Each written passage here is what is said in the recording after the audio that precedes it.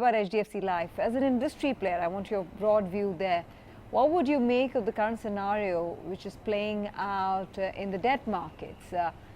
You know, there's so much opportunity that's coming in. Any view, since insurance companies are invested in the debt as well as the commercial paper market, given that rates are going up, so you know it's almost bringing in competition to pure equity investments?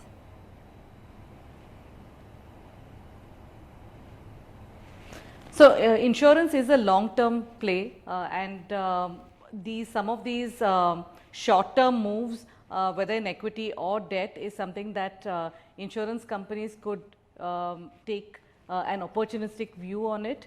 And given that it's a long-term investment in terms of the policyholders' money, or even in terms of backing some of our products, we would take a you know, especially on our interest rate guaranteed products, we would take opportunity of higher interest rates.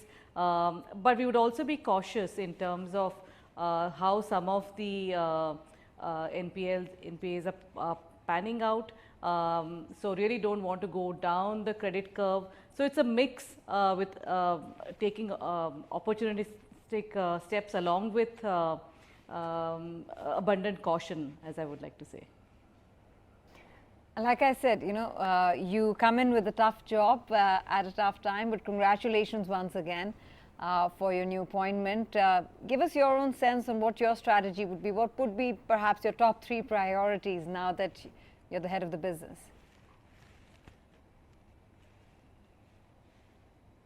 So our strategy has been profitable growth. It has been to defend our turf in terms of distribution, as well as to chart new territories, both in terms of how we sell and what we sell. In terms of how we sell, we have been very successful in signing up new partnerships, as well as ring fencing our existing relationships. In terms of our new partnerships, as of end of the first quarter, we had 163 partnerships, as well as new tie-ups like the Vijaya Bank tie-up that we had mentioned, as well as some more in the pipeline. In terms of new ecosystems, the emerging ecosystems in the space of a lot of fintech digital platforms, there too we have managed to tie up 26. So that is also something that we believe we are the market leader. In terms of what we sell, in terms of product innovation, we have been on the forefront. Our more recent couple of products that we had put up, which is our deferred annuity product, has been extremely well received, as well as our product innovation on the unit link platform as well. That too has been received very well. Especially this is on a joint life basis with very low charge structure. And so this is really expanding as against just having a single dimension conversation of wanting to grab what is existing in terms of market share. Vibha, what is it that you can share with us when it comes to the outlook on premium growth, profitability, and perhaps a product mix change as well? By how much do you see your share of protection mix change going forward?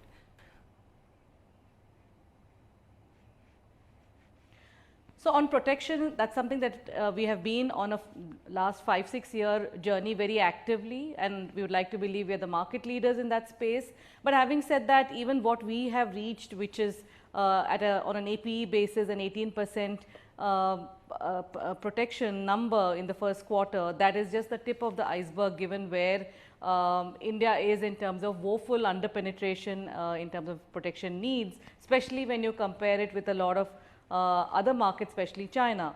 So the inflection point on protection has to happen when our per capita GDP goes up from the about $2,000 levels to, we don't know when it will happen, but no one would argue that when an average Indian has something to protect, he will start looking for protection products. And so we are very well poised in catching that demand as and when that inflection point starts happening. So, so we'll continue on our journey to continue coming up with product innovation, as well as selling protection through non-traditional channels as well. On your question on profitability, we ended the first quarter at a post overrun margin of 24.2%, as well as an Indian GAAP growth of 20% quarter on quarter versus quarter of last year. So, we would again like to believe that we have been on the forefront of being the most profitable life insurance company in India. On growth, again this has been, insurance industry as overall has been seeing a lots of ups and downs, but I think the lesser we are associated with the equity markets and more in terms of the protection journey, which is threefold, which is your mortality, morbidity and longevity, and we are particularly focused now on our longevity risk, the risk of people outliving their savings, especially in connection with where inflation is, so net savings being negative. So, in that space we would like to think that there is a very long road map, and this is just the beginning in terms of the potential of growth for the life insurance sector as well as for HDFC Life. Near term though, Vibha, is there scope for margin expansion in RoEVs?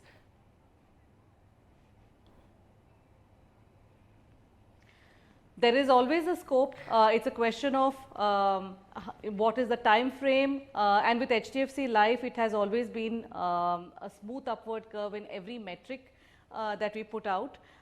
So, while we have to stay competitive, there are very irrational pricing pressures that witnesses in life insurance especially, and I am sure also other financial services products. So, one needs to find the money to invest as well, and especially given that we have been in the forefront of our digital foray in terms of giving a unified view to the customer, to enable our agents to sell in a manner which requires very little manual intervention, means that we need to find the money. So, there are always pressures for us to invest more, not so much in terms of a maintenance cost on our back book, which has consistently been lower than what has been factored into our embedded value, since you spoke about return on embedded value.